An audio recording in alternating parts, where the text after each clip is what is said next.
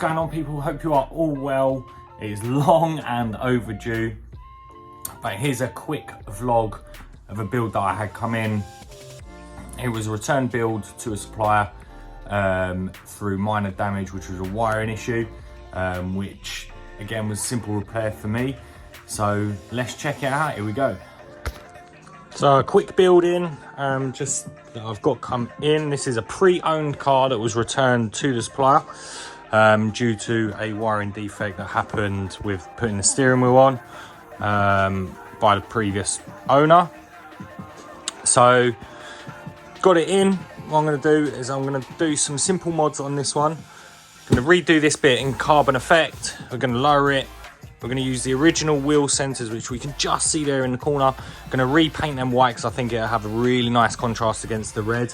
Obviously, we're going to do some tinted headlights and keep it like that, keep it nice and subtle. We're going to do a battery upgrade on it, so we're going to have the longer runtime battery on it. And there we go. So I might change the mods as I go, but here we go.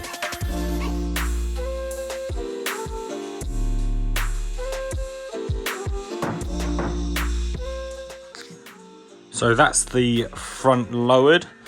So we can see I've got around about a 5 to 10 mil gap. We've got full clearance of the arches on both lock to lock. It was a bit of a tricky setup, mainly because obviously it is four-wheel drive.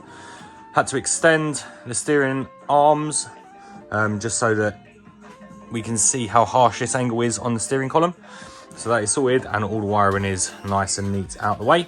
So now it is now a case of matching the rear lowering to match this, the front height. So here we go.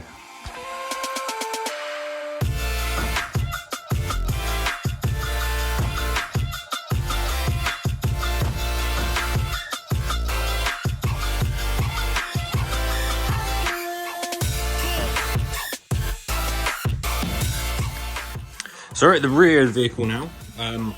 This has got something I've never seen before, which is a third motor on the back.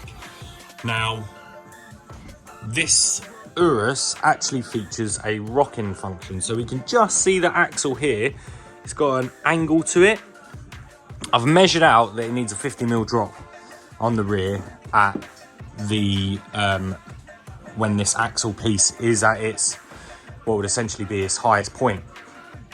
However, we're going to go on to the underside now. Again, this is the wiring repair that I will be doing. So there is a rock function. I know that this is upside down, but there's a rock function there. If I press that, we can see that it's actually going up and down, which is what this motor is doing. And if I stop it, here, we can see that the axle is now what essentially would be making the vehicle at its highest point. So what I'm going to have to do is I'm going to measure it at what the axle would be at its lowest point, and then make sure that when the handover is to the client, that they have to stop it at when the axle is at its lowest point, because it doesn't set to a certain section or a certain point. Now, the reason that I'm going to do it so that the axle would essentially be at its lowest point on the car is that if I set it at this point here, I lower the vehicle and then they stop it when the axle is at this point, I'm actually going to drop it about another, I believe, 20mm, which will mean that the wheels will be smashing into the arches when driven. So I've set it so that the lowering will be at its lowest point. And yeah, a bit of a tricky one, but I like to document this point for you all to see the issues that can arise when working on the vehicle. So here we go, I'm going to carry on.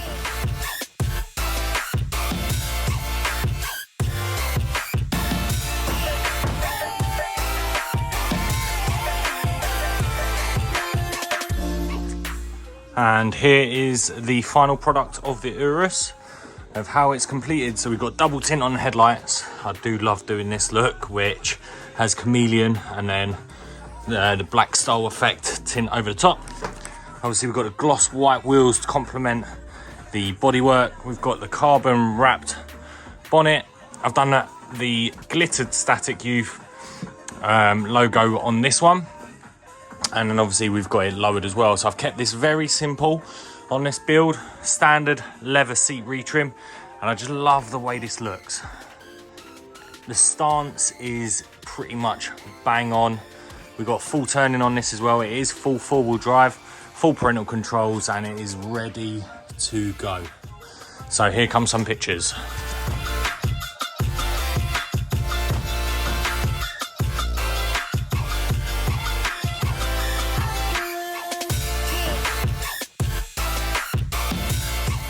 And that is that build vlog done. I hope you enjoyed the content. Again, massive shout out to Epic Stuff, who was the supplier of this build.